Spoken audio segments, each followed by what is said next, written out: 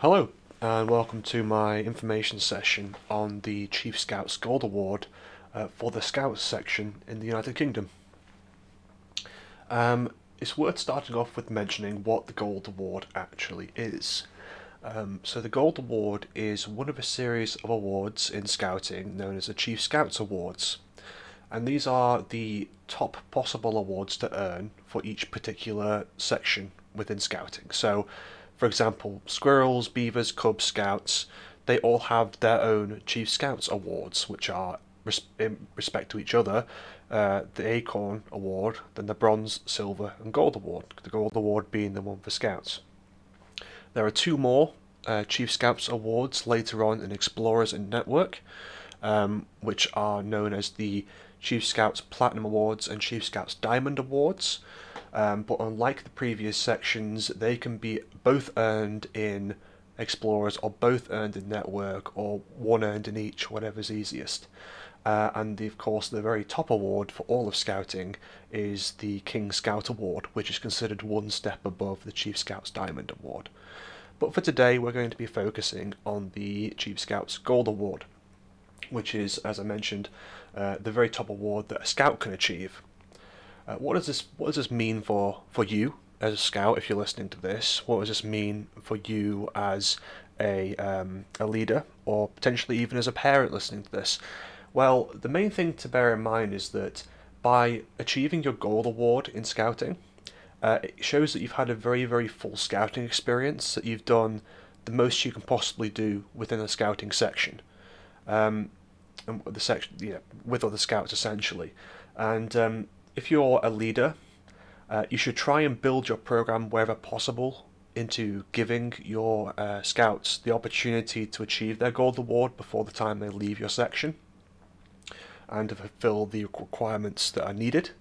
It's worth mentioning that while there is latitude on a local and group level as to when you award Gold Awards and what the requirements are, in reality you really don't want to be bending the rules too much. So any Scouts listening, any leaders listening into that, basically try to make sure you hit all the requirements if you can, because otherwise it sort of devalues the point of the award, right? And it's an internal award to Scouting.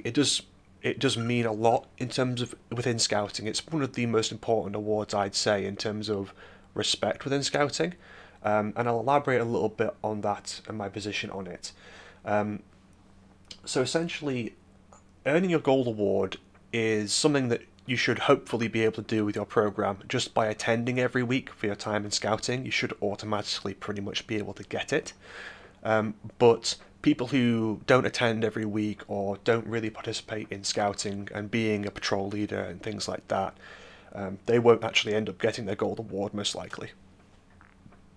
So if you're in Scouts and you've actually achieved your Gold Award and you're able to wear that on your uniform in Explorer Scouts or wear the respective woggle, so if you didn't know this, once you achieve your Gold Scout Award, Chief Scouts Gold Award, I should say, you're not only allowed to wear your Chief Scout Gold Award on your Explorer uniform up to the point you earn your Chief Scouts Platinum Award, but forever you are able to wear a woggle which has the Chief Scouts Gold Award upon it, basically.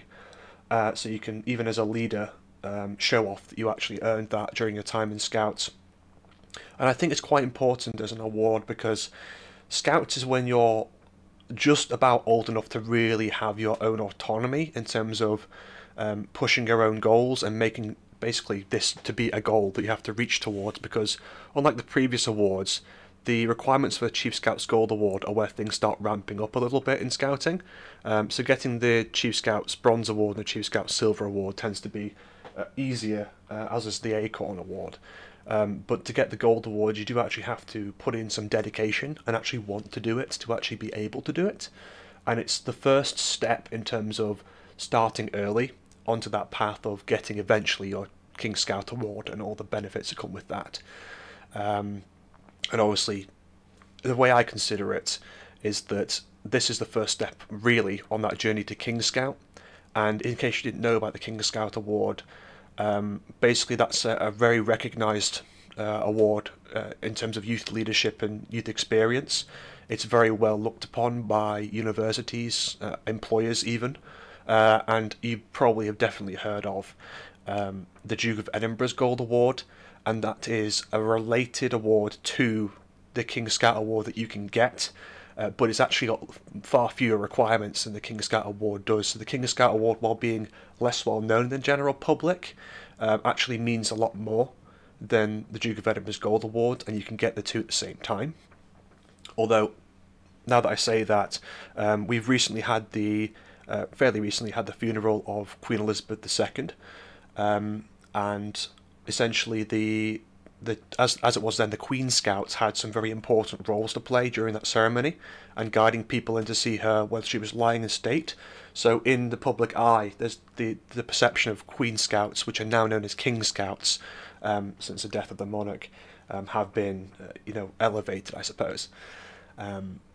So looping back to the Chief Scouts Gold Award, it's a very important award because by being able to wear that woggle and sort of knowing that you've actually achieved the Gold Award, it means that you didn't only get serious later on in scouting, you were serious as soon as you possibly could be, essentially.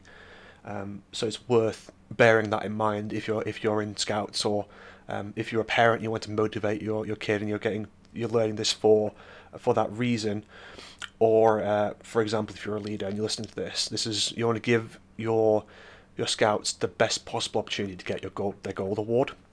In the same sense, you want to get as many of them to be patrol leaders or experience being a patrol leader as possible. But being a patrol leader isn't an award; it's not one of the Chief Scouts awards. So I'm going to move on to the actual requirements of the award.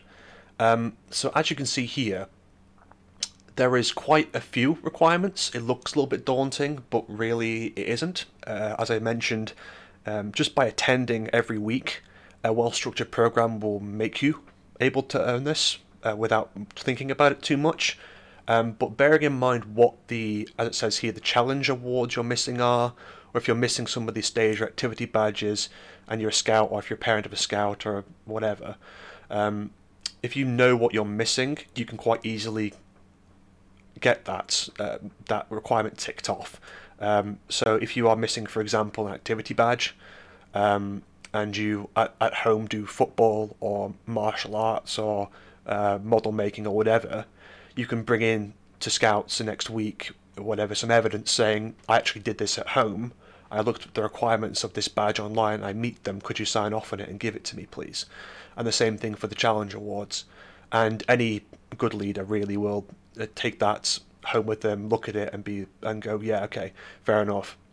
So if you really wanted to as a scout, you could do as much of this at home as you wanted to, as long as you had evidence and you could sign it off, basically. So if you want to be really proactive and get your Chief Scouts Gold Award early on in Scouts, you can do. And if you're a parent and you want to motivate a kid to do that, then absolutely feel free to.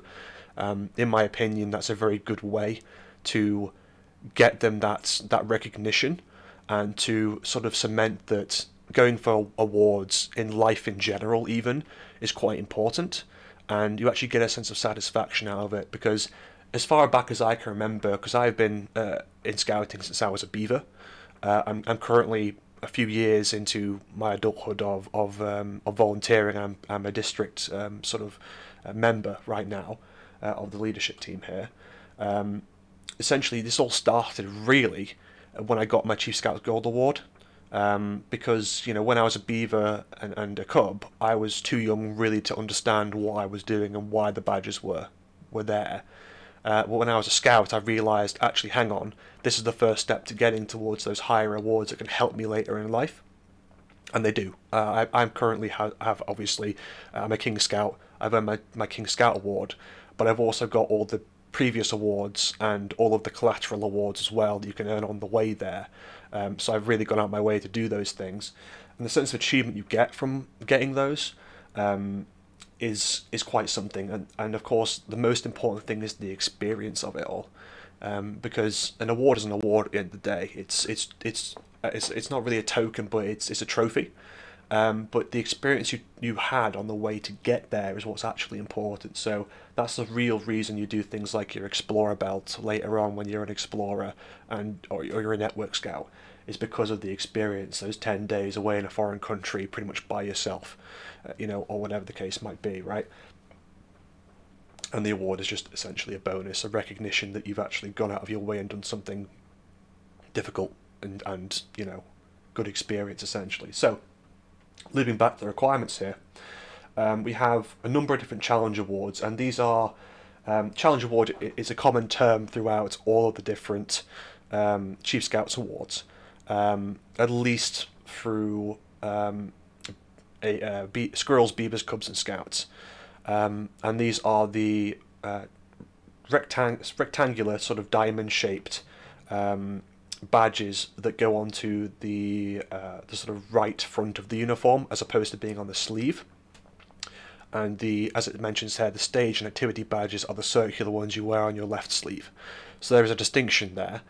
And as you can see, there's quite a different number of challenge awards, and each of these challenge awards or challenge badges have multiple requirements that are harder to get than your standard stage or activity badges. So if you're a scout and you've done, for example, a Hill Walker's badge or a Chef's badge or something like that, that's maybe 1 or 2 nights of work. A challenge award or challenge badge tends to be around 2 or 3. It's a little bit more. And of course, if you miss one of the requirements, you have to loop back to it. So I'd definitely, if you're a leader listening to this, for information on the Gold Award, make sure that you actually look at the challenge badges and challenge awards that you could earn on potentially a camp.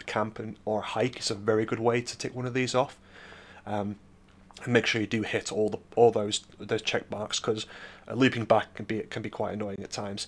Obviously, if you're a scout, you can ask your scouts to essentially do something at home towards that if needs be, or own discretion as to whether you want to actually make sure they tick it off. But again, it's about them actually having done it and had the experience of doing it, because otherwise, what's the point of an award, right? So here we have a number of different ones, right? World Skills, Creative, Outdoors, etc. You'll notice that these are all targeting different things. So the World Challenge Award is all about sort of the environment, things like that, why we're in a global community, what it means to be a scout, because Scout is the biggest being a scout is the biggest youth organisation in the world, right? It's a common experience by millions of young people across the world, and why that's important. Skills, this revolves mostly around physical and technical skills. So showing that you actually have competence in a number of different areas of your choice. Creative Challenge is all about, obviously, developing that other side of you, right? Developing that other side of you, the creative side of you. Because some people tend to go through life sort of going to school but not doing anything outside of academia, right?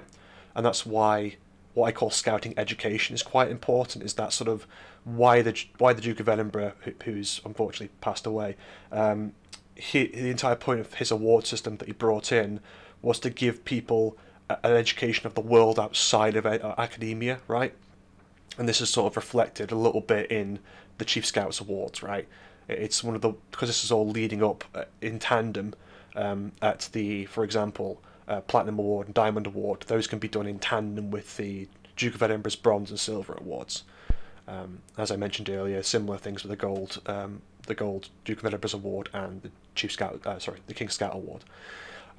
So yeah, having a creative challenge there is quite important to make sure that maybe the more technically inclined children or young people have that extra aspect of creative writing or model making or whatever, something else as an outlet, which is useful later in life for managing stress and things like that.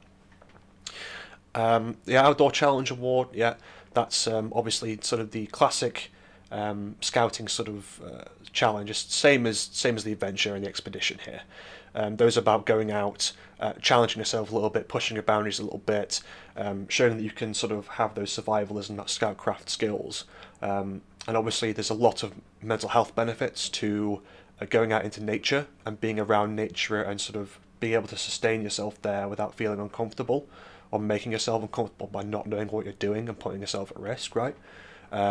Although obviously in scouting you're not really ever at risk because we risk assess everything and there's always leaders around, but it's about the principle of the thing, right? And the expedition challenge is quite important to keep in mind if you're a scout leader or a scout or a parent here, because one of the primary points of the Duke of Edinburgh's awards, which are prerequisites or part of those higher scouting awards, a big part of those is an expedition, all the way up to like essentially 4 or 5 days of hiking, and even beyond that, the Explorer Belt is 10 days of sort of at least travelling in a foreign country. So having that expedition challenge and all those expedition skills, hiking skills, are quite important, navigation skills. And the those two there below, teamwork and team leader, this essentially revolves around being an assistant patrol leader, being a patrol leader mostly, and sort of knowing how to work well in a group, know how to find a place and use your skills in a positive way to build that group upwards, right? And build your patrol upwards. And eventually become a team leader, become an APL, become a PL, maybe even become a senior patrol leader, right? And sort of show that you have that ability to lead. And I think these are very, very important awards, because it's maybe one of the first times in a scout's life, or anyone's life, because they're only the age 12-ish when they're sort of starting this process, 14 roughly when they're sort of a patrol leader in their own right and about to go off to explorers. It's usually the only time, or one of the first times that they've actually been in charge of other people, at least to some extent, or been able to direct them, let's say, in a challenge or in a task, right? So when a leader, a section leader, gives something for the scouts to do to earn towards a badge on a night, ideally you're telling the patrol leaders to lead those in small groups basically, and give them the ability to go for these challenge awards, these challenge badges, and meet those requirements that are of the Chief Scout's Gold Award. And that's very important, as I mentioned, because starting people early on these skills is quite vital, because later on in life, in the workforce, university, whatever the case might be, sometimes you have to step up if no one wants to be a leader, or no one's willing to take responsibility or plan actions for something, or dedicate themselves and designate subtasks to people and things like that. This is a really good starter and a way to sort of remove that fear that some people have of being a leader and being in the spotlight, because being a patrol leader is a low risk way of doing that essentially. It's also additionally important because getting that team leadership experience leads into things like the Young Leaders Awards, which are a thing essentially in Explorer Scouting, where you can help run nights and lead towards a sort of Youth Leadership Award, which is considered the highest youth leadership award in the Scout Association, the Young Leader Belt. So that's quite a good way of sort of moving people into that. And of course, the Young Leader Award and the Young Leader Belt is essentially there to help people transition from being an explorer or a network member or whatever the case might be into being an adult leader. It's like the intermediary step between being a scout, being an explorer, and being a full adult leader. And of course, the statistics show that a good amount of people who are volunteers in scouting and help do all the awesome things we do for the community, they used to be in scouting, they used to be scouts. So it's vital if you're a leader or a parent, or if you're a scout yourself, to try and push towards this sort of leadership experience and being a patrol leader and being a young leader and things like that, because really that's what keeps the Scout Association, the scouting movement ticking over, right? And of course, obviously, if you're a parent listening to this, please make sure to let your local group know that you're available to help out with your section that your child attends, or your young person attends. Because sometimes we do need a little bit of help because of the amount of manpower or people power, whatever you want to say, to run those nights and make sure that people get the best experience of the nights, or the evenings rather, especially for things like camps and things like that as well. And the very last of the challenge awards here is the personal challenge award. Now this is quite an interesting one. It's slightly different than all the others. All the others have like very particular areas which they're focused around, the sort of competencies of being a good scout, right? Personal challenges is more about self-reflection and self-awareness, right? Which is something that a lot of people nowadays sort of lack, in my opinion, in the wider community, in the wider world, because having that introspection and sort of looking at yourself and going, what could I improve, is a vital way of making yourself a better person and covering out those potential weaknesses in your competencies and your character, right? And a lot of people nowadays don't do that, and they burden other people with their shortcomings, essentially, to put it bluntly. But the way the Personal Challenge Award works is that you choose two areas in which you'd like to improve. You agree those with your leader, and then you go ahead and do that and show them that you've actually made an improvement in that area. And the important thing to note is it can be really anything. But the intention of the Personal Challenge Award, that it's something that you struggle with normally or you'd like to improve. So if you're a particularly technically inclined person, maybe you want to do something more creative and push the boundaries, maybe learn an instrument for a bit. If you're a little bit less socially inclined, maybe helping out with the new scouts and helping to sort of step up into a patrol leader type position, or even just being a friend to them and sort of showing them the ropes, things like that. But it really depends on you. But again, this is quite important because this leads again into those Duke of Edinburgh's awards and those higher Chief Scouts awards and the King Scout award, because the intention behind those is that you choose for your physical and skill sections of those awards things that you're shortcoming in. It's not, you don't choose things you're very, very good at, because there's no point in that, and generally that's not accepted. It really has to be something that you have never done before, or that you've not done in a long time, or that you think you'd like to improve on. So yeah, that's a sort of brief overview there of the Challenge Awards. And as we mentioned at the bottom there, complete a number of these stage or skills, stage or activity badges. These are the round ones, and there's two different types, stage and activity there. Stage ones are the blue ones that you'll see on your awards, and those actually stay with you and sort of increase throughout your time in scouting all the way up till network scouting at the age of 18. And these are the ones such as the first aid badge.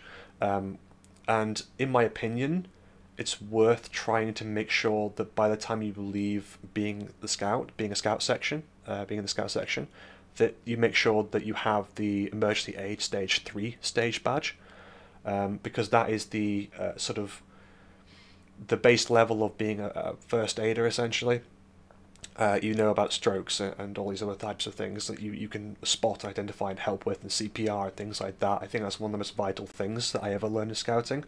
I've applied that more than a handful of times in my life so far, especially at university and things like that. So that's one of those that I definitely recommend for that second section. But really, a lot of things can apply. Obviously, there's some staged awards like water sports or water skills, which you can do, or you can do something like an activity badge, which is one of those non-blue badges, which are sort of individual one-off awards. So like chef, or model making, or one of my favorites is the creative. Not creative, what is it called? The theatre one with the two masks, I forget what it's called now, but that's sponsored by Dungeons and Dragons. There's a lot of very cool free resources, free Dungeons and Dragons starter kits you can get as a leader, and help run that. I think that's personally one of my favourite things to do is Dungeons and Dragons. I think it's great for creative energy and having an outlet, a little bit of catharsis from the mundane of everyday life. So it's very, very good to do there. And yeah, so you can choose any of those and just complete a number of them there and get those signed off. And again, you can have a look online if you're a scout listening to this, or a parent at home. Essentially, you can look up the requirements of these badges on the Scout official website, and if you think you qualify for these, you just need to print out or write down some evidence, or bring in some photos or whatever of you completing the requirements. Show them or give them to your section leader there, and they will take them away and look at them, verify them, and then sign it off and make a note, and then provide you with the badge.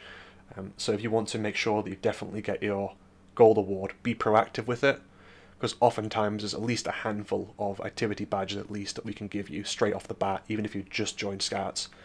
So it's very important to remember. And yeah, it's worth mentioning that the real outcomes of this is to build a number of different of these competencies and different abilities. So I write these down: teamwork and community spirit, etc. But really, it's a whole number of them. And you just need to show that by completing these challenge awards, you already by default show that you are inclined towards these things that sometimes people outside of Scouting really are lacking in. Community spirit nowadays is something that really struggles. But being a Scout, essentially, you are working towards this. You know, when you go into Explorers, you'll be doing a lot of the sort of community-based stuff, a lot more independence there to do that. And of course the Duke of Edinburgh's awards, Young Leaders Awards, things like that are all centred around helping the community, helping Scouts, volunteering, things like that. So it's very important there. But really, the Gold Chief Scouts Award, Chief Scouts Gold Award, is all about building your independence, about building your self-reliability, and sort of actually pushing your boundaries and being able to stand up and be a team leader and be a good team worker and challenge yourself personally, things like that. So I think it's great and it's invaluable as an award and part of Scouting. So as you see, these are some of the, hang on. And here we have the different challenge awards laid out visually. You can sort of tell which ones are which, the world, creative, skills, etc. But I just wanted to point out that this is what they look like. As you can see, that they are.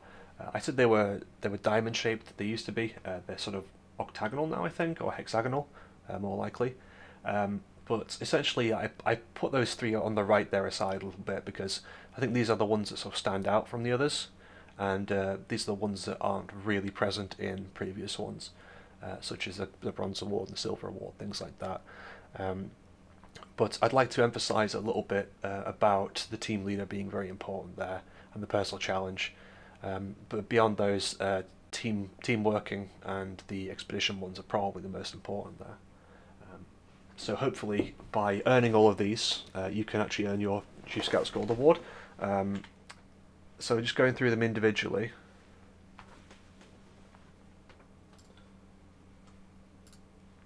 So we're going to start with the first in the list here, in no particular order really. This is the World Challenge Award, as you can see. And really this is based around the environment, right, and the understanding of the fact we're part of a world and different cultures in the world. As well as, of course, the local community, because that's really what it's all about in Scouting. Beyond teaching young people skills for life, it's about making a positive impact in the community and making sure that you have that sort of inner guiding light, I suppose, of being just a good person, following the Scout law, which in case you haven't read the Scout law, please feel free to. That's what makes a difference between being a Scout with a NECA and not, as well as having a Scout promise, in case you didn't know that. And basically we try to do the best we can with instilling in the young people a respect for sort of the community and our place within it and why it's important to give back, right? We're a charity at the end of the day, and it's very useful. I think that throughout something I looked up the other day is that throughout my time in Scouting, I've done hundreds of hours of community service.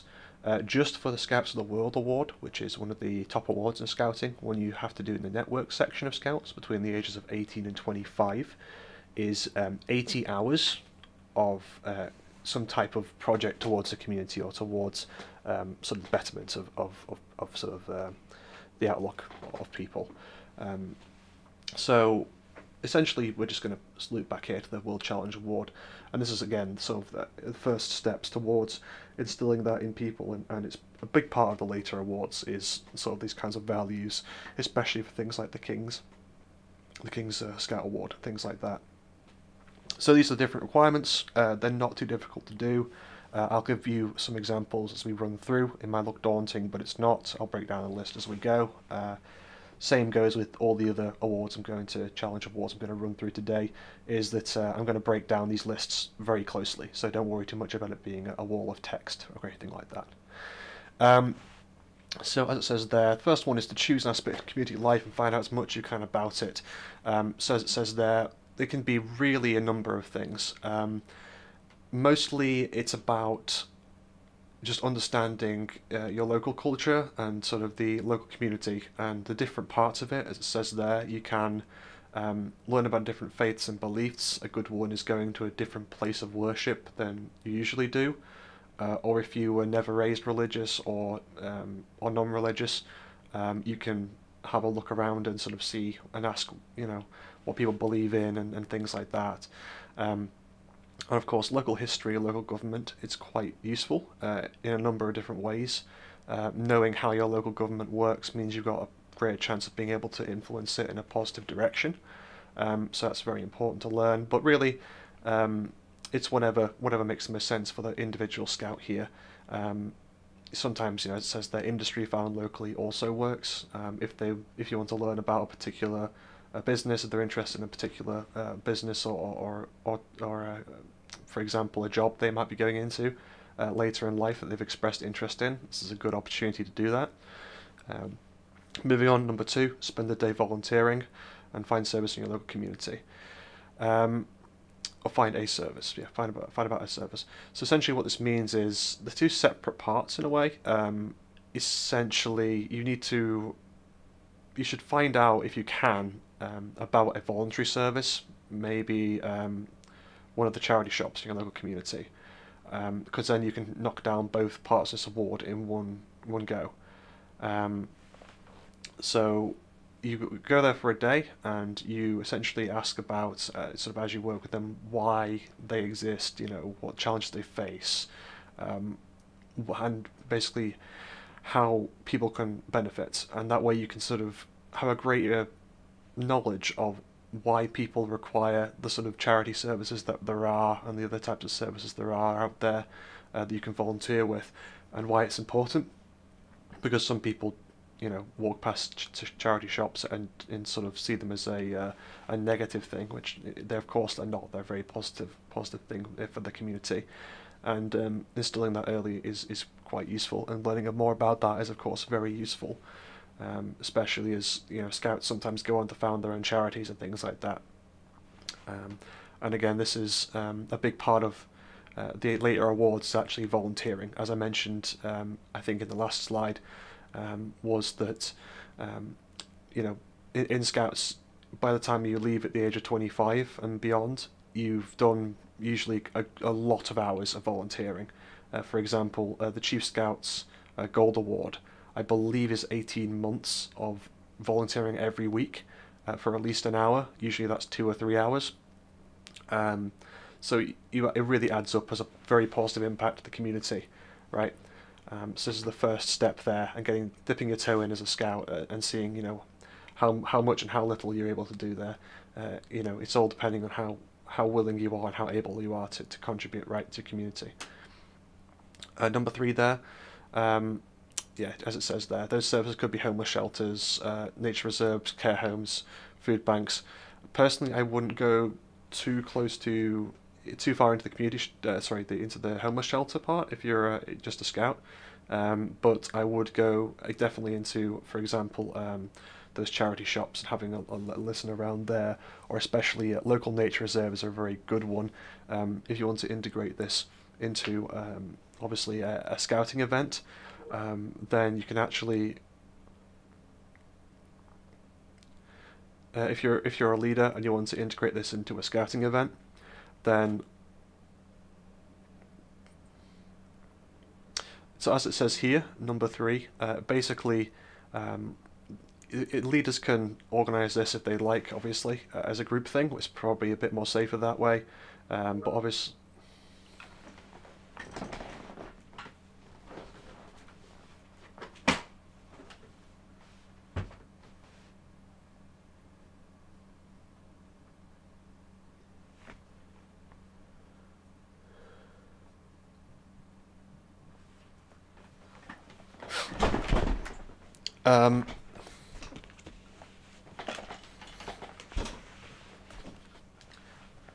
and moving on to number 3, Obviously, it lists here a number of different services that you could spend the day volunteering with.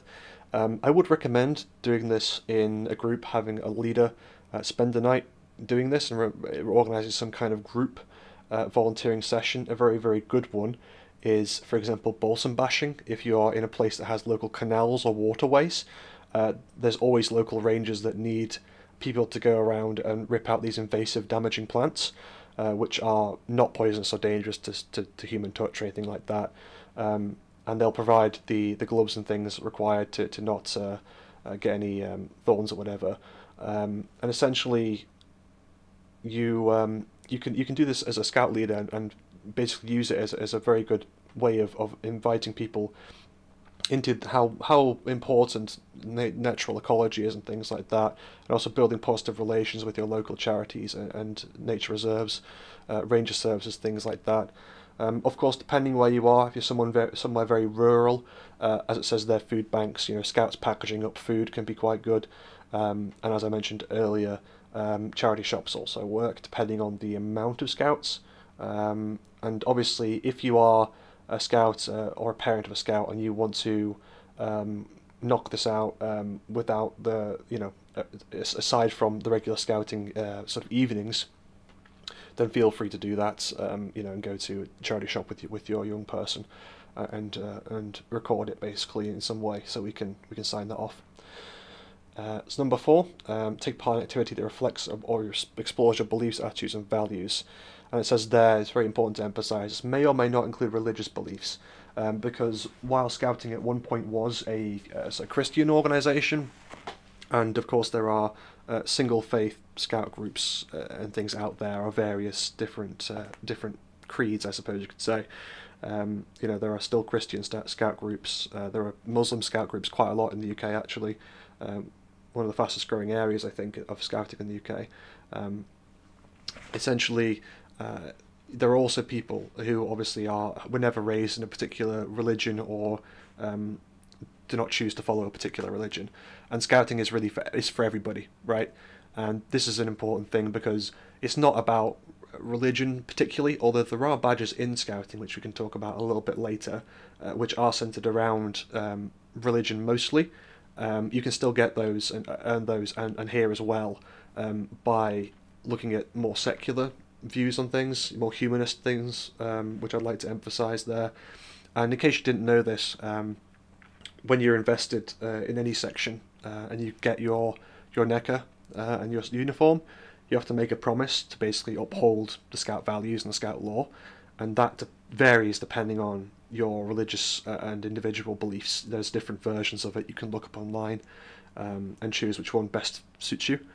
And the important part here really is about that self-reflection, as we mentioned in previous slides. Why the personal challenge is so important is about that self-reflection and sort of instilling that in people. So people, we've all seen some people in the world who are less self-aware and less willing to reflect on their own beliefs and challenge themselves a little bit. So this helps encourage that, right? And of course, it's sort of in the subsection there, number 4, what values do we share? What Scout value means the most to you. So of course, we have the Scout law, we have the Scout values. In case you don't know, those are online, you can look those up. But essentially, they're very universal things like be trustworthy, be kind, be helpful, things like that. You belong to a worldwide family of Scouts. We don't divide people, we don't divide Scouts. Everybody's a Scout who takes a promise, right, and follows the law and the values, and they're all positive, right? And it's why we have those and why they're universal values. We hold them as universal values. So, moving on, number 5. Take part in activity that explores common beliefs and attitudes towards a gender or disability in different societies. So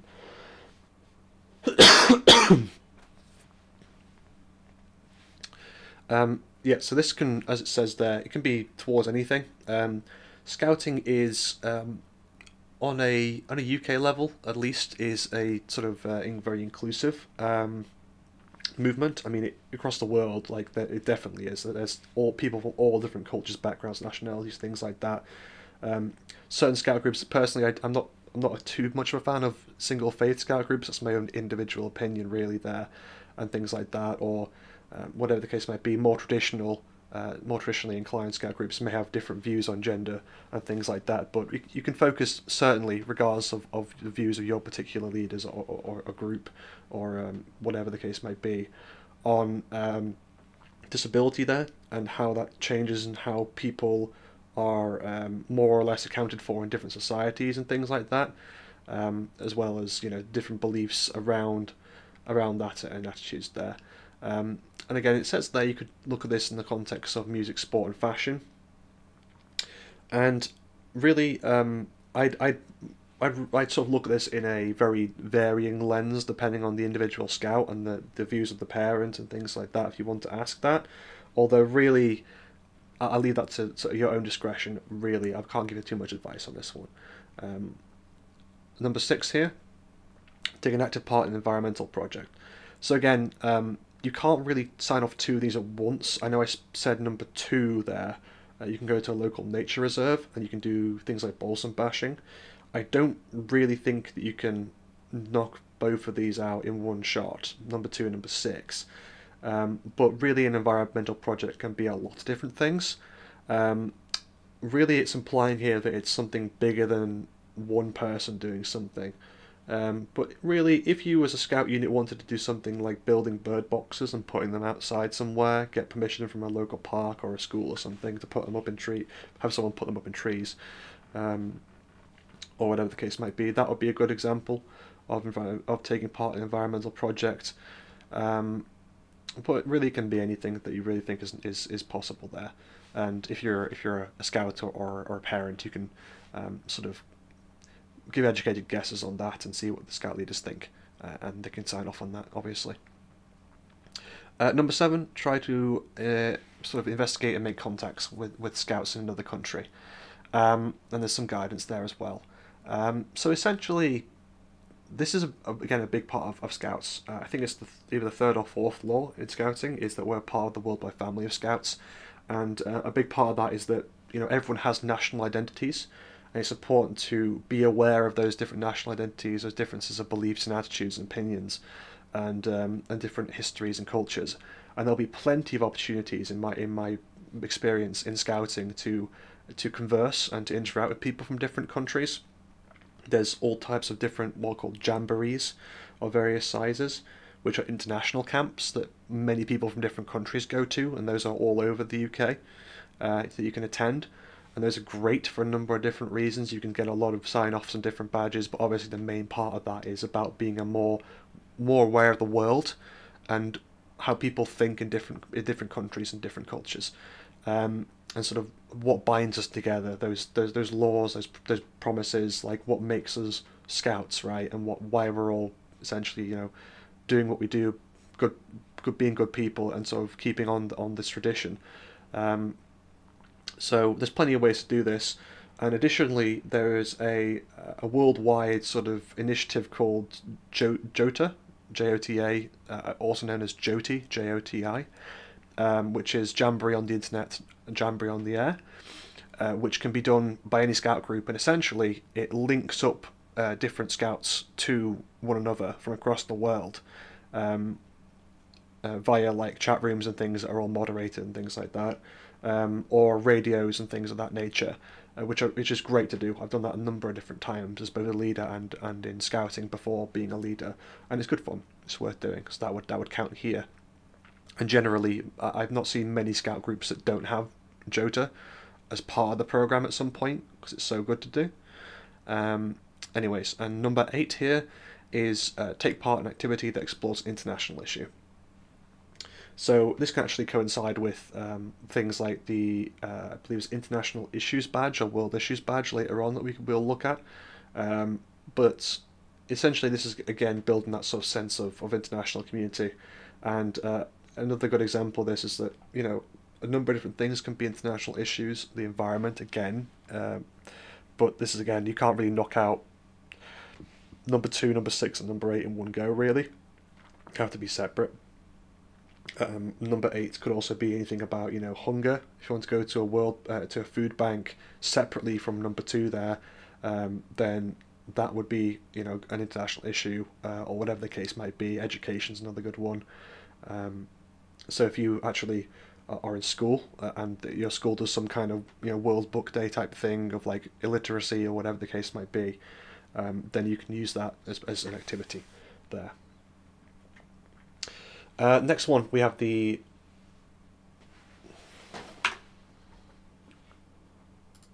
huh.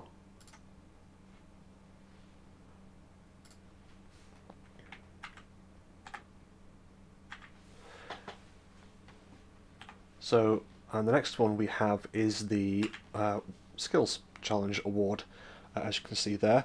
And again, skills can really be a number of different things. You see on the badge there is a paintbrush, there's a wrench, and there's also some tailor scissors there, or craft scissors. Because skills come in a wide different variety of categories, and we sort of try to reflect that in the badge here. Again, big list, I'll break it down. It's not as long as you think it is, really. But the main part of the Skills Challenge Award is that first point there of 4 to 6 weeks. So this is actually the big part of this, as it compares to different badges, different challenge awards towards the Chief Scouts Gold Award. This one requires a record of an extended period of time of doing this.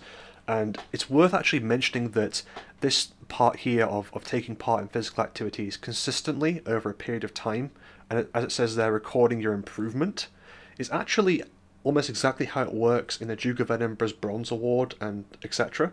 In the physical section and skills section there, where it's all about making an improvement over time and doing it consistently. So it's a very good exercise to really make sure the scouts do this, if you're a parent especially, as a way to sort of bootstrap people very easily into those higher awards that are recognised by the universities and things. So as it says there, this is a list in number one of different potential examples there. Really, it can be anything, but again, it's sort of, you're trying to do something that you're not so good in.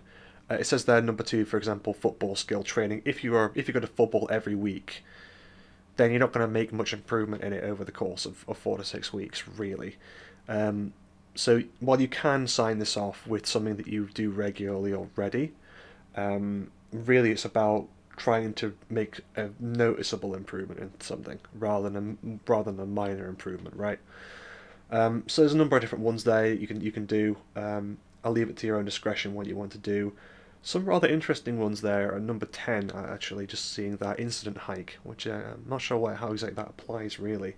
An incident hike, if you don't know, is a hike where people, usually scouts, or whatever the case might be, are instructed to, they're given cards that say, you know, you are, for example, diabetic, and you're having, hypoglycemic attack or something like that, or hypoglycemic event, and it's like a first aid, a practical first aid thing. So a number of scouts will lie down in different areas on the hike or whatever, or on the route, and essentially you go around and some of the scouts will move between them and try to determine what's wrong with each individual person, and guess and try and do things that will make the situation better.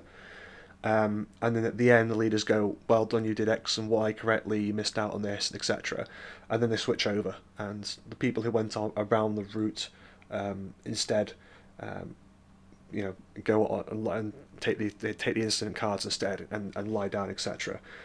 So it's interesting to see why that's a suggestion there. Perhaps they're thinking about a different type of incident hike. Anyways, moving on to number 2. Show you understand why eating a sensible diet and getting enough sleep is important. Yeah, I think that this is not really something that's a skills-based thing, but it's something that's very important to know as a person, right? I see a lot of times nowadays is that the importance of having a wide variety of foods you like eating or are able to eat is very important. Childhood obesity is a huge issue, and it's a growing issue. And obesity in general is a massive health concern. Ask any doctor about that. And, by making sure that people know at an early age why to not be a fussy eater, and why getting enough sleep and not sleeping at like 4 or 5 a.m. is important, is a vital bit of information, especially given that there's studies that have shown that getting enough sleep when you're young and you're developing at these ages that you're in scouts, for example 12 to 14, or later on when you're 14, 16, etc., is because your body's going to go through some changes and things like that. You're going to grow a lot, for example, and there's a big part about how sleep is vitally important to making sure that process goes as well as it can and to the fullest extent that it can. So we try to teach about that and why it's important to get enough sleep and eat sensibly to sort of mitigate these issues. And in case you didn't know, by the way, there's actually studies that show that younger people who are pre-adults actually need an hour or two longer of sleep every day, or even more, sometimes up to 12 hours or longer of sleep, and just have the correct amount of sleep. So being lazy or sleeping too long isn't really a concept when you're younger, because you need the sleep. And certainly you can't sleep like 6 or 7 hours like some adults can, because your body really does require that extra sleep. Otherwise you have things like again, talk to your doctor about it. Again, this is an unofficial channel, so this is my own sort of knowledge talking here. For this part is that you can actually stunt your growth potentially, things of that nature. So it's worth making sure that you get enough sleep and things like that. Number 3, here is do some research so you can explain dangers and harmful effects of smoking, alcohol, and drugs. So again, this is something that varies depending on opinion of parents, things like that. But generally, we just give the facts. And if you're a leader, I suggest sort of making sure that you give a very good sort of well-rounded but direct explanation of the harmful effects and dangers. Again, it doesn't say things about any benefits there. There are potentially some benefits to these, but it's certainly not smoking. But generally, we want to focus on the dangers. Things to excess are always harmful. Doing things in the wrong environments with the wrong people is always a danger. And essentially, you can do this, individually. If you're a parent listening to this, we can run this as a session in scouting, as an evening. But if you want to do this individually with your scout, you can do. It's up to you. But I think that a lot of these are universal, and there's actually a very good example that we had fairly recently in our unit where some of the leaders gave individual experiences of, for example, alcohol and how that's affected people in their lives in a negative way, or the individual experiences they've had or seen in relation to alcohol and things like that. And the scouts were very, very attentive to that, and it was very good, because sometimes these issues can be quite up in the air sometimes. If there's not much direct experience they know of, and people they know who've actually been affected by issues, that's something that applies to anyone in society, but having an actual tie down to an individual person experiencing an individual thing at some point is quite useful there to really drive the points home. Number 4, learn and use at least 5 of these skills. So again, it says and use. So just learning these in theory by looking at a website doesn't really count. You have to actually apply them. But some of these, you can read the list there. There's a whole bunch of different ones that are all pretty vital life skills. All of these you'll have to do at some point, really, and they're sort of skills that you're going to use a lot when you reach adulthood and independence. Believe it or not, some of you may, if you're a scout looking at this, you might go, "Oh, how often do you have to do X or Y, or is this one or that one really important?" And trust me, they all are. Cooking and serving a meal is a vital life skill. So is mending and customizing clothing there. Because, for example, if you're a parent listening to this, or a scout listening to this, and we as leaders will always give you badges to sort of as you go, but it's up to you to really sew those onto the uniform. Sometimes, oftentimes, those badges get lost or never sewn on by a scout or their parents. And by making sure that you learn as a scout how to sew on your own badges, that serves you really well, because then as soon as you get home from Scouts, you can get out a sew, you can get a needle and thread. That's all you need, and sew on your badges. And then for next Scout session, everyone can look at your badges and know you got them. You can be a sort of a beacon and an example to the other Scouts there, the younger Scouts, of what you can do, and you've got the satisfaction of going, I earned this and I put it on my uniform myself. And again, that's something that you can really applies anywhere, right? As you go through Explorers and Network and you get those more important badges, you don't have to, it'd be pretty embarrassing if you had to get your mum or dad, or whoever else you have in your life there as your responsible adult to sew on your badge for you if you got the King Scout Award, for example. So it's worth knowing earlier just to save that headache.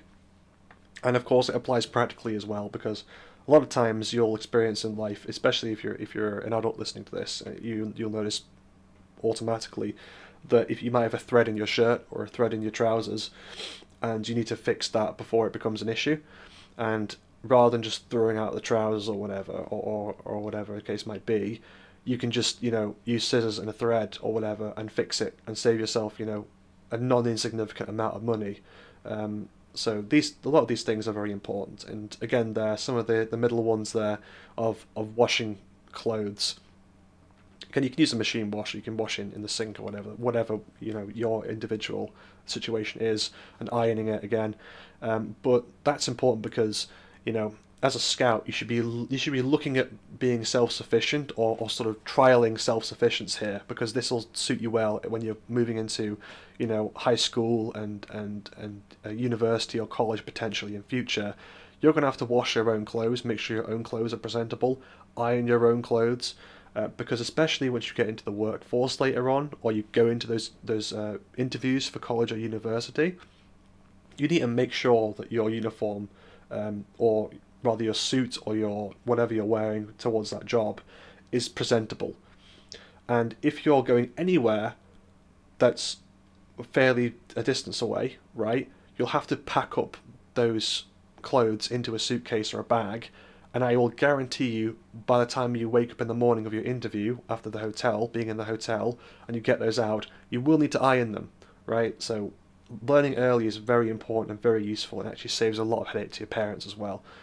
So it's being a good son or daughter or young person to a parent or guardian is some of these are very, very important. I can't overstate that.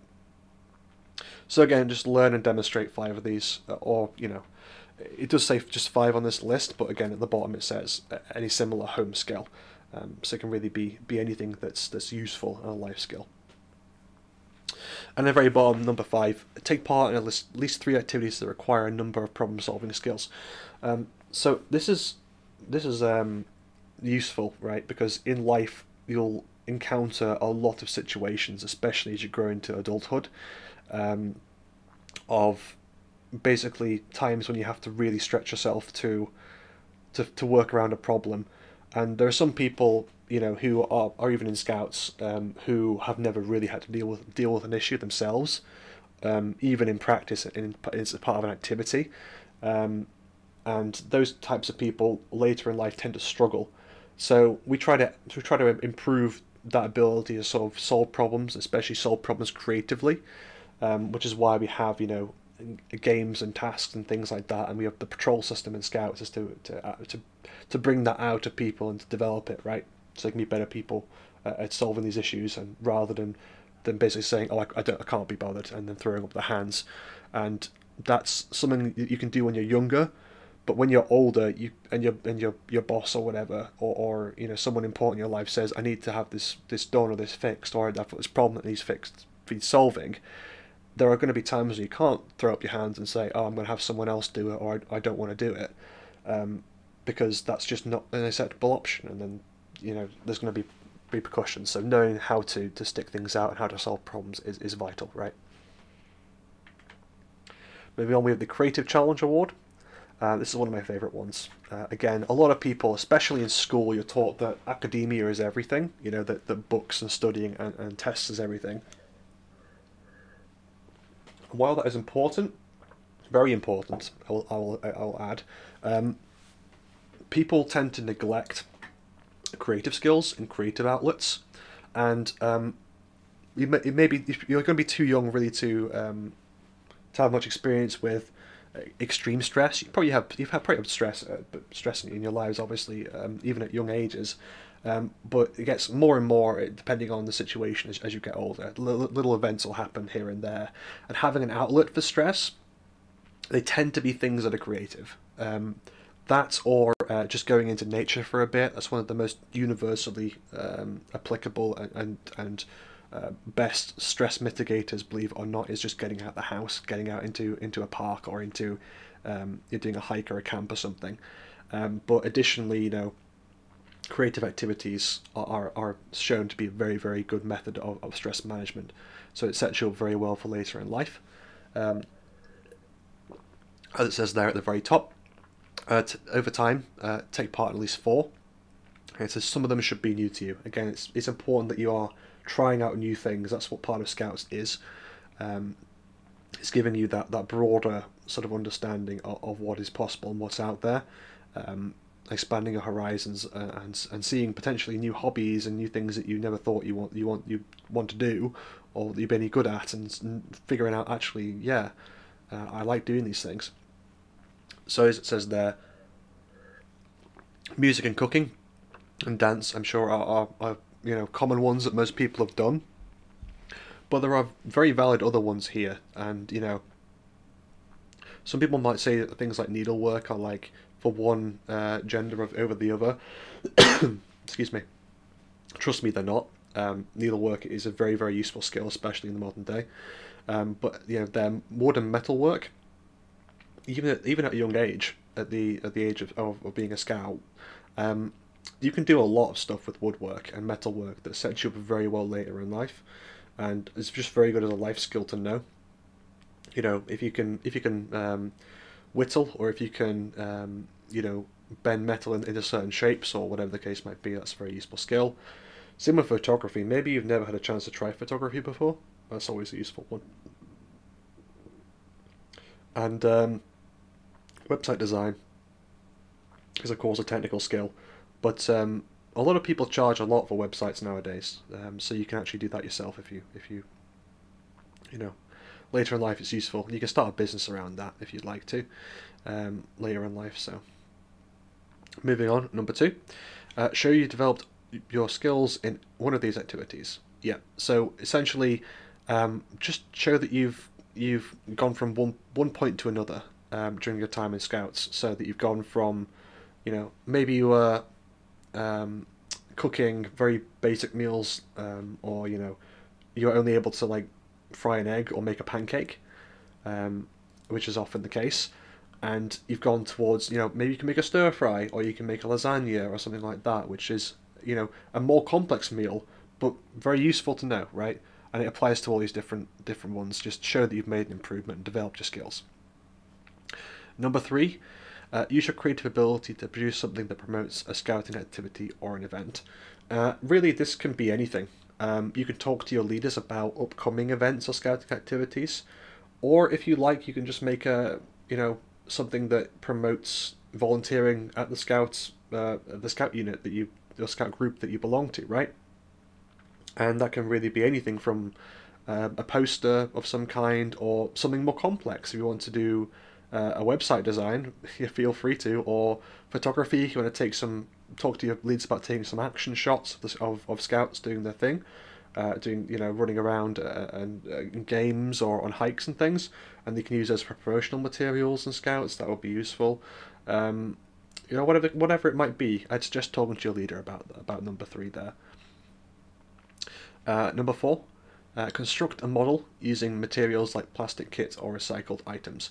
So this actually also applies to the Model Maker activity badge, which I'll show later on. But equally, you can do that as part of this as well. I think you can do both at the same time. It's worth mentioning that Scouts has a partnership with Warhammer. You may be familiar with that name. They're a big model making company. We actually get a number of free kits from Warhammer, a Games Workshop. So if you would like to do this, talk to your leader about getting one of those. for no cost really. So you can tick this off quite easily. But if not, you can buy an Airfix model if you're particularly fond of that, or whatever the case might be, right? Number 5, show how to use social media or the internet in a creative and safe way. I'll emphasise it says safe way here, and why it's important to use them safely. But under parental supervision and things like that, you can go ahead and sort of show how you would use them in a way, and especially a way that would promote scouting or promote, something that's very good for the community, right? That's the way I'd look at that. And number 6, take part in a performance. This really can be anything. It even, as it says there, the easiest one to do would be a campfire sketch, because there are going to be plenty of times in camps when we have campfires, and we do campfire songs and things, or traditional type things that are just part of scouting culture. And that's very easy to do, a campfire sketch. But equally, you can do any of the other things listed there, or even anything else. Just showing your creativity and your creative energy, really, is quite important there. Moving on, we have the Outdoor Challenge Award. This is one of the more important ones. So, as it says, it's got a big list here, but don't worry too much about it. It's quite easy to do, right? Take part in at least 8 nights away. 4 of the nights should be camping. While you're away, work with other scouts to complete the other tasks in this list. I will emphasise that it doesn't say you have to do all this in one go. It seems like quite a lot. It's really not. But just have to do these while you're away with other scouts. And I've yet to see a scout that's not gone through scouting without getting at least 8 nights away. I myself did 20 or 30 different nights just as an explorer. So, you can get these quite easily. But it shows that it's quite important to actually go on camps rather than not.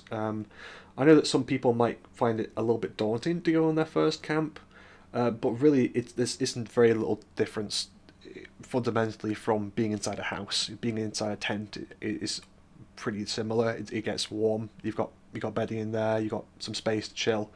But you're going to be out all the time, basically, doing activities that are fun and useful. So, and getting out and playing games, wide games are incredibly fun with other scouts and earning those other badges. So, it's a great experience getting out of the house, getting away from things, and trying something new. So, I recommend anyone going camping, really, and getting out. Number 2, pitch and strike a tent. That basically just means putting up your tent. It's very, very easy to do. Just put the poles into the right places. Your leaders will be there. They'll show you. That's really an easy one to do. Number 3, help to lead a group of scouts to set up a well-organised site. So that just means, your leader, or, whatever the case might be, your patrol leader, might ask you for help in terms of setting things up on a site, as it says there. Really, that can be anything. It can just be, helping to set up a tent with somebody. And, you can actually ask as well your leader and be like, could I just help lead this, to get that one ticked off. But again, if you are a leader listening to this, it shows why it's important to sort of help rotate sort of who's helping to put up which tent, and maybe move patrols around a little bit to help that out, to make sure that people do get this third point. Number 4, prepare and light an open fire or set up a suitable stove. One of the fundamental scouting skills, scoutcraft, is lighting a fire. In the modern day, people may not find it, incredibly relevant, but really it is, because when everything else fails, you fall back on this. And lighting a fire is one of the first skills humanity ever learned, really. So it's quite there's something very satisfying about being able to know that you can light a fire and keep yourself warm, because if you're ever trapped out, right, your car's broken down the side of a road and your phone's dead, it's useful to know that regardless of what happens, you'll be all right. But yeah, as it says there, set up a suitable stove also counts. So you'll always be cooking for yourselves pretty much on scouts, scout camps, at least once or twice. And when you're on expeditions, you're pretty much always going to be cooking for yourself, especially as you go through to explorers and things like that. And obviously it says there as part of number 4 to cook a meal and serve a meal with it. Number 5, understand the 3 points of the countryside code.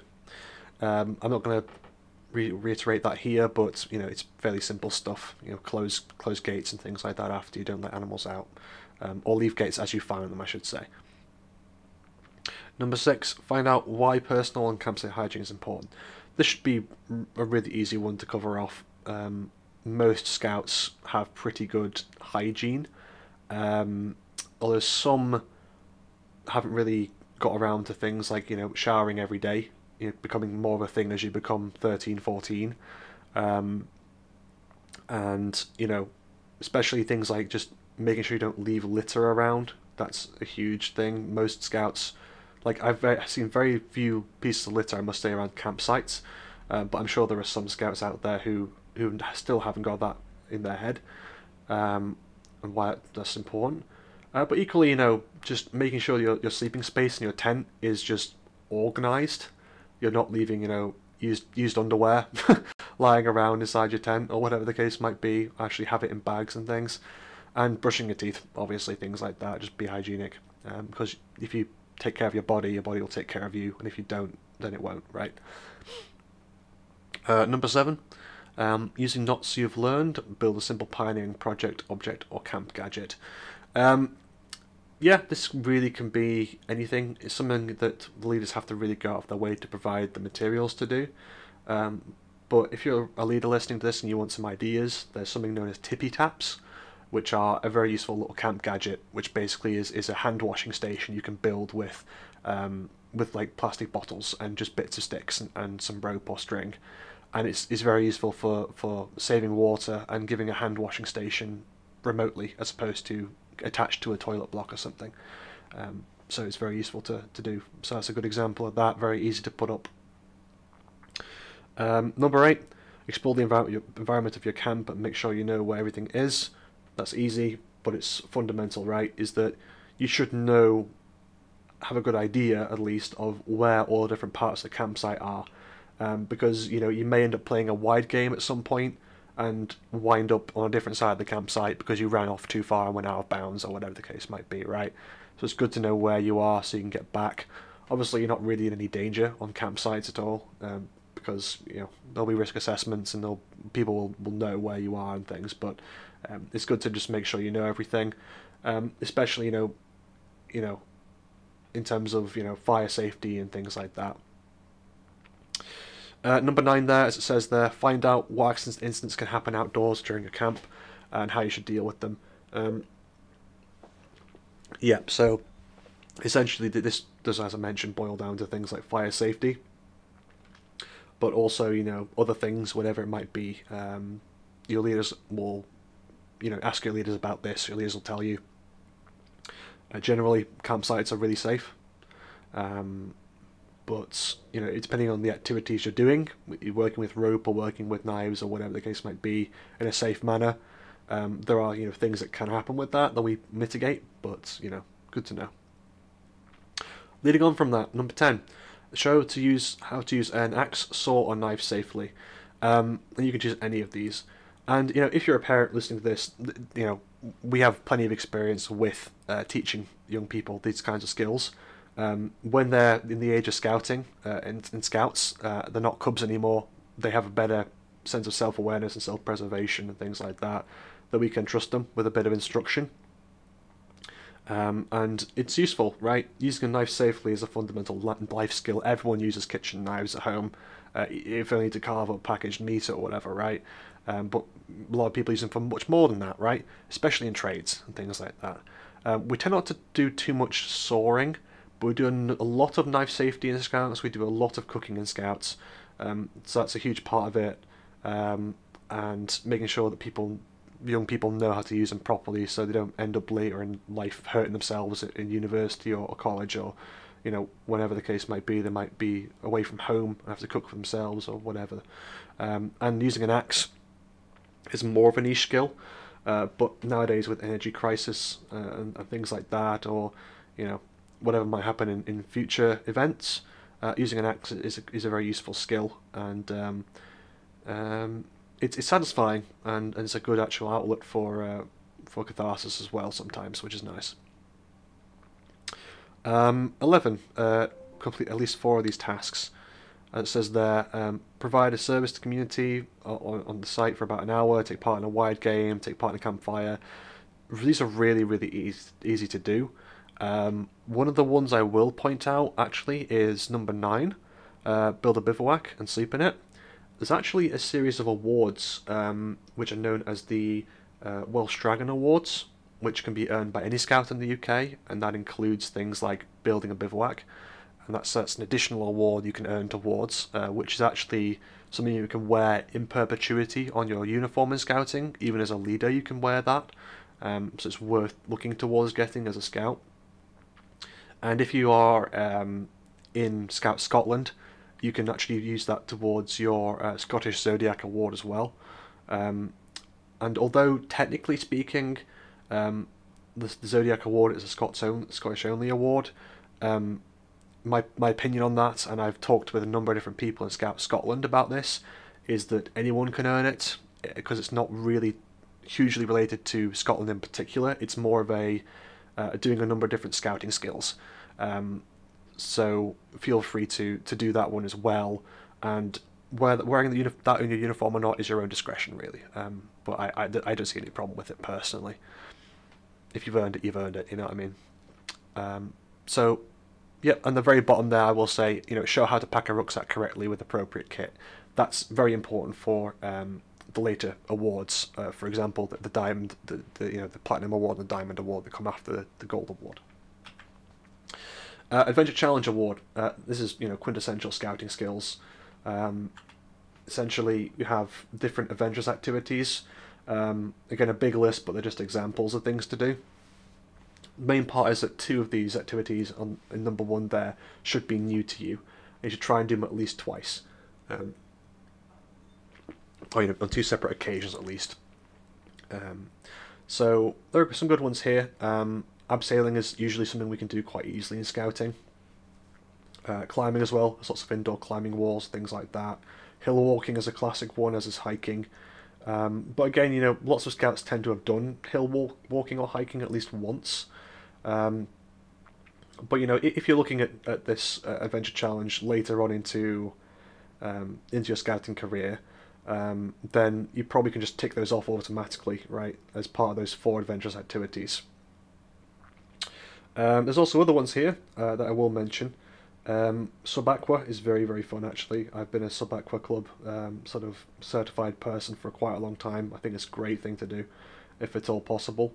Rafting, that's a classic one, is if you're at a campsite with a lake, they tend to have the ability where you can build your own raft, which, while being a survival skill, you know, can be quite useful if a situation ever rises, right? And it's fairly easy to do, right? Square lashings and things like that. It's very easy. Number 2 on this list, show how you've developed your skill and expertise in one of these activities. You know, safety issues, and you can use the equipment safely. Yeah, so it's basically just showing that you've actually developed a skill in one of those 4 that you've done, right? Easy to do. And number 3, learning about environmental issues caused by it and how you can reduce harm, which is just being a responsible person, right? Is that you can do activities, you know, that may have some kind of environmental impact, because most things have an environmental impact. But as long as you can show that you've actually tried to mitigate them and you're aware of them, that's the main thing. I can't think of many of these that would apply.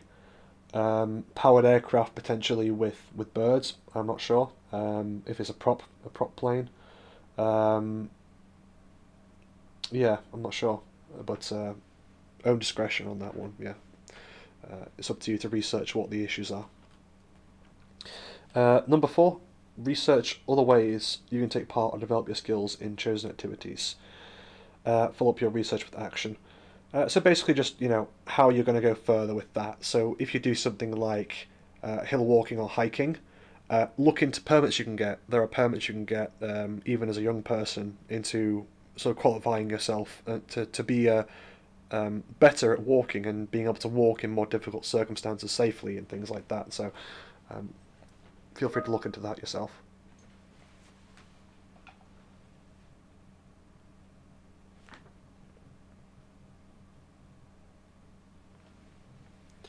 Yeah, so feel free to research into that yourself.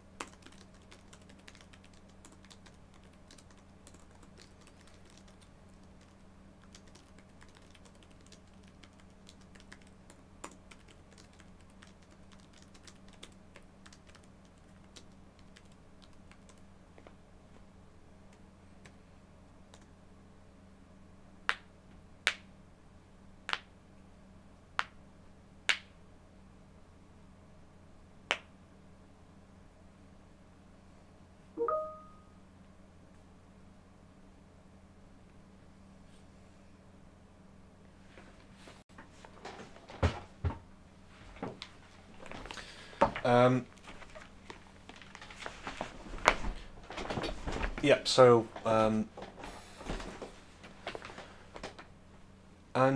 at number 4 there, research other ways you can take part or develop your skills in your chosen activities. Follow up your research with action.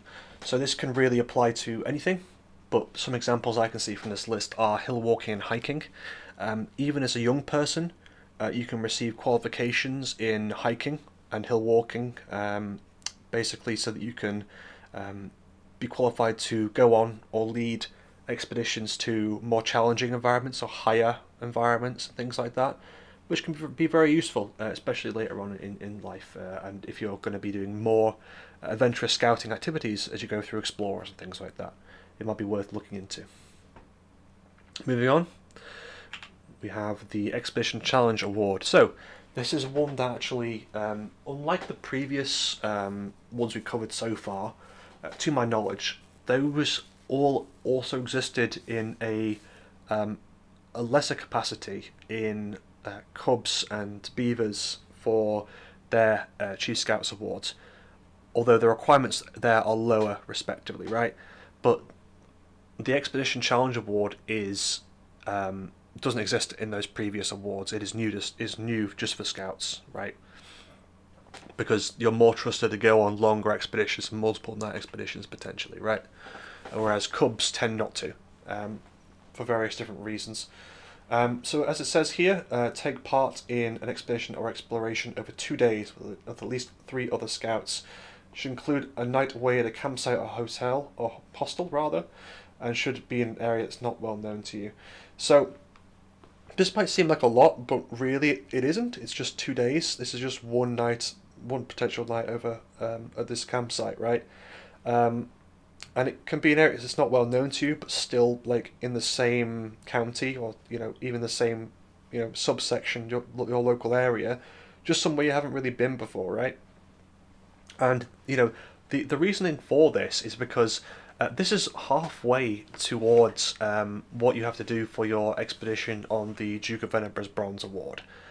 You have to do pretty much the same thing. It's a 2 or 3 day sort of expedition as part of that.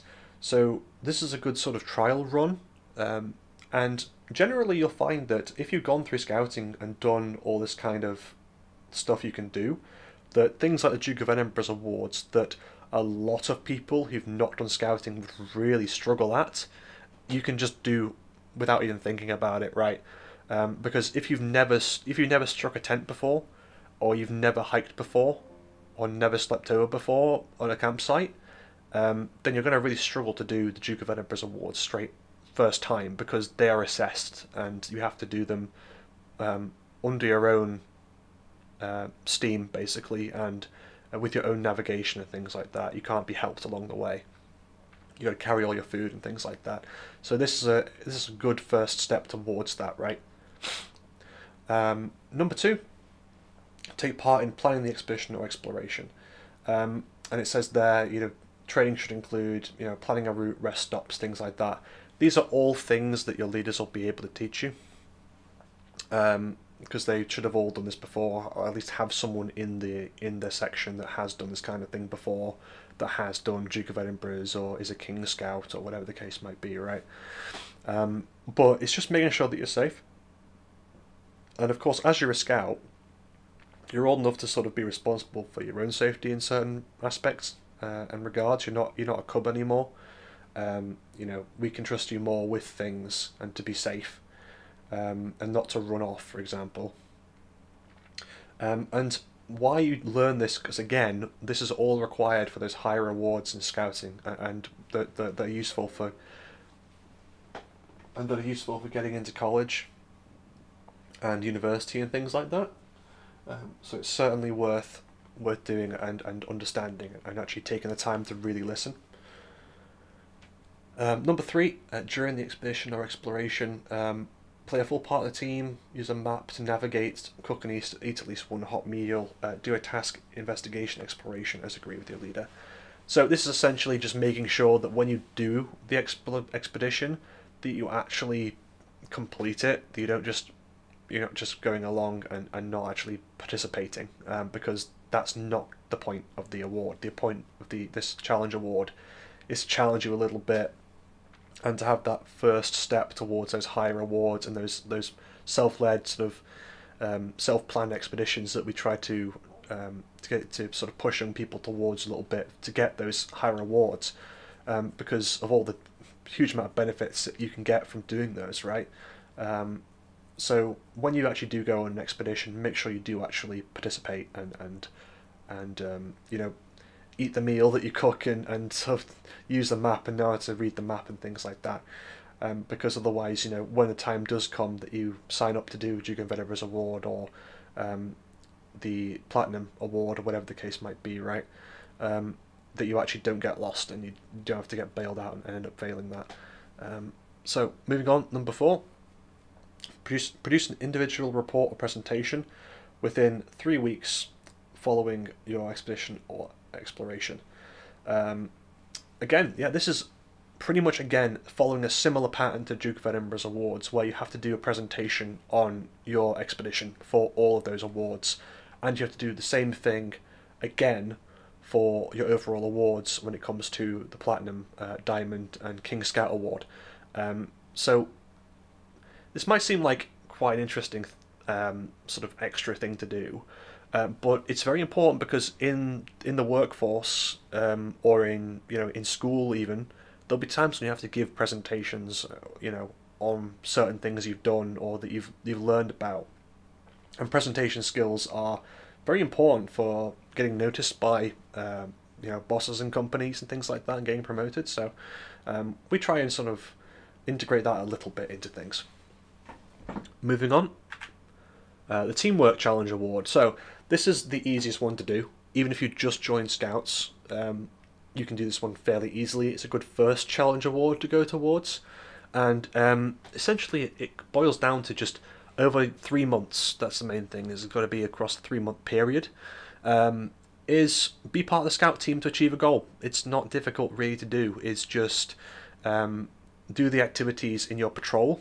Make sure you're part of a patrol or whatever the case might be. If you're not, get invested. Say your promise and then do that. Number 2 here, give at least 3 examples on when you've been in different types of team. So just go for multiple nights. There might be times when certain parts of your patrol aren't there, or you have to do something on a campsite or something of that nature. So feel free to do that, and just remember when you do those so you can list them down for this challenge award. Number 3, take part in at least 3 team building activities you've not tried before. This sounds like a lot, but really it isn't. Like most nights we do at Scouts towards badges, they can count as team building activities. If you're for the first time doing, a game that you've never done before, that would probably count. If you're doing pioneering as part of a badge and you're learning how to build something together with other Scouts, that would count. The DIY badge is similar, right? And number 4 there is taking active part in at least 4 troop or patrol forums. Each forum express your views on at least one topic being discussed. So this might be one that catches people out a little bit, like what is a troop forum, what is a patrol forum. This is essentially something that is just run by the patrol leaders or by the leaders of your scout group, where essentially scouts should come together and discuss what to plan for the next program. If your leaders don't do that, then they should be. You should be asking them about that and making sure that they do, because youth-led scouting, making sure that scouts have a voice in what you do, is a big part of things, because you don't want to be doing something you don't enjoy, or you don't want to learn, right? You want to make the most of your time in scouting. But of course, leaders will try to make sure that there are always things going towards these challenge awards and towards the gold award, so bear that in mind. But basically, if you have never had one of these, ask your leader about it, and because you have to take part in at least 4 of these to get the Teamwork Challenge Award, so make sure you do that, and that you actually do contribute on what's being discussed or being voted on by that forum. Moving on, Team Leader Challenge Award. One of the most important ones, one of the most important things to do in Scouts, I think, while you're in the Scout section, is to be a patrol leader and try and get to be a senior patrol leader. Try and be a team leader, because it'll be the first time probably you've really had the ability to do that. And if you take it seriously, if you're a good patrol leader, it really can make a difference. You can actually really improve the scouting experience of people inside your patrol, believe it or not, because if you've got someone who's more inclined to mess about inside a patrol, sometimes you'll do activities where you're actually interested and that person isn't interested and is just making a nuisance of it and taking away the materials you're using for that activity and things like that.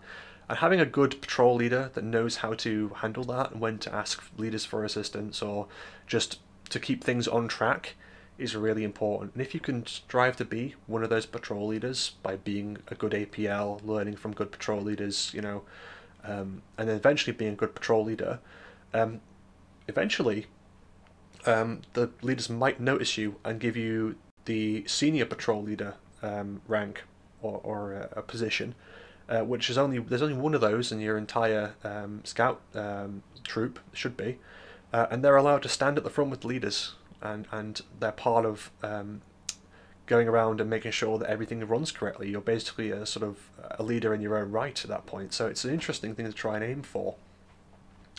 But the actual Team Leader Challenge Award here, again, it's over 3 months at least. Successfully lead a scout team at a camp or all-day event. Look after your patrol or team. Help individuals in your team if they need it. Make sure that your team achieves a goal you've been set. So this can really be anything, but the point is that you do it consistently. Is that you are always on point for the camp or the event, and you don't just go off somewhere by yourself and leave your patrol or not listen or just let the leaders handle it. You've got to be a good team leader. A good team leader listens to what's going on and keeps up to date on what everything is doing and helps people, right? So it's easy to do, but just make sure you do it, right? Number 2, help a new scout be part of a troop with an understanding of what is expected of them. If you're an assistant patrol leader or a patrol leader, then chances are at some point during your time in Scouts that a new person will join your patrol.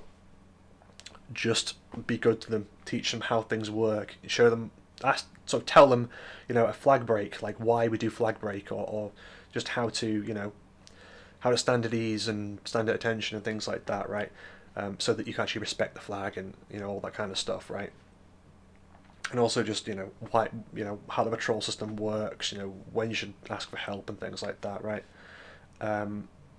Which is great. You can even be there when they're invested and they give their promise if you would like. There's all kinds of things you can do. Number 3, helping the scout develop a scouting skill. This actually ties into a number of different things.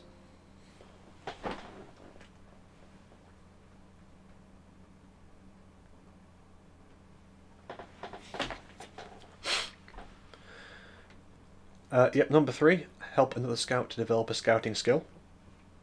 Now, a scouting skill can be a lot of different things. It depends on what your leaders think a scouting skill is, but really it can be most anything.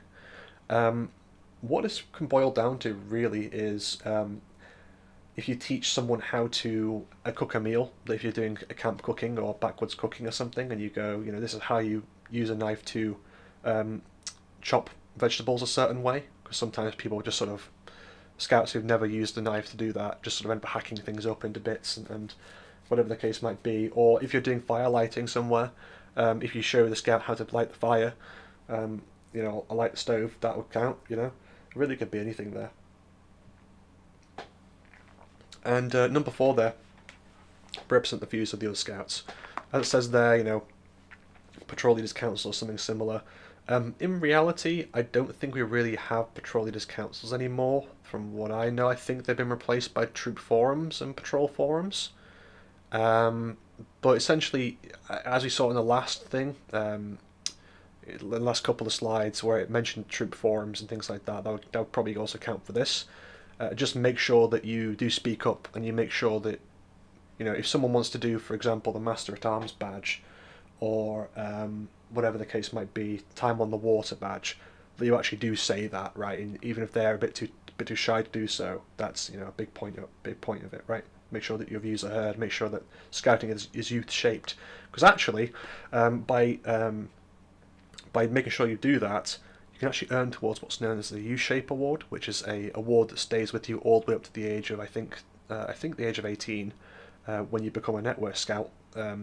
That's the only time when it leaves your uniform, but that's an award that's based around having a say in scouting and making sure that you're doing what you want to do, and scouting is the best it can be in your group. And all you have to do for that is lead some games and things like that. It's very easy to do. Moving on, Personal Challenge Award, as we mentioned before, this is very important. Personal challenge again is essentially just finding 2 things that are challenging to you that you'd like to improve on. As it says here, they must be different than ones you did in Beaver and Cub Challenge Awards.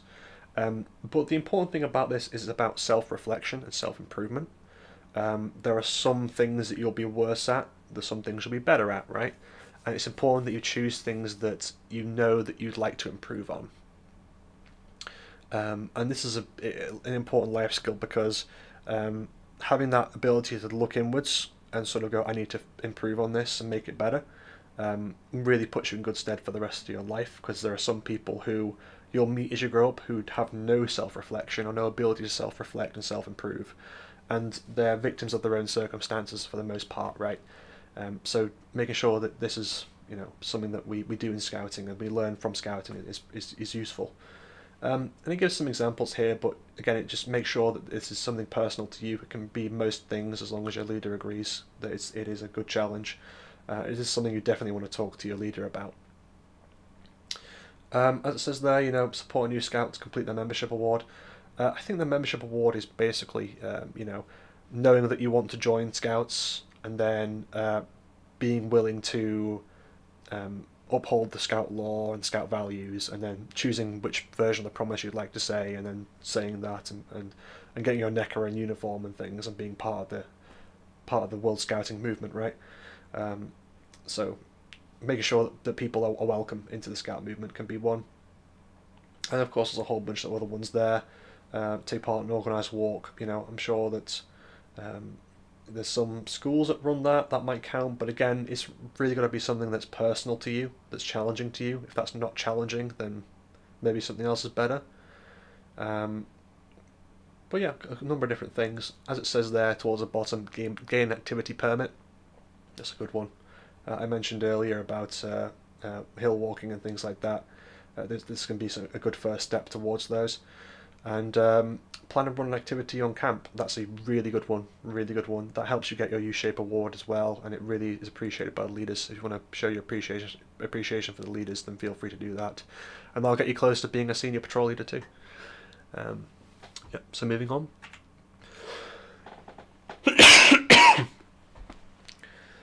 We have finally the various different activity and stage badges in Scouting. There is 2 slides here, so this is just one of those 2 slides.